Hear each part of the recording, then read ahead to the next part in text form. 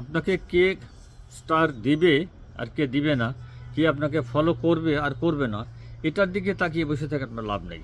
আপনি আপনার নিয়মিত ঠিক শিডিউল মোতাবেক আপনার টপিক সিলেক্ট করেন এবং টপিক অনুযায়ী নিয়মিত শিডিউল মোতাবেক আপনি ভিডিও লোড করতে থাকেন। আপনার ভিডিও এমনভাবে লোড করেন, সুন্দর করে এডিট করে যেখানে যেটা প্রয়োজন সেটা দেন, তথ্য সমৃদ্ধ করে সুন্দর করে ভিডিওটা তৈরি করে তারপরে লোড দেন। দেখবেন একদিন অটোমেটিক আপনার সাপোর্টার আসবে, আপনার স্টার যারা দান করেন, স্টার যারা সেন্ডার, তারাও আপনার প্রতি সদয় হবে এবং তারা আপনাকে স্টার দিবে।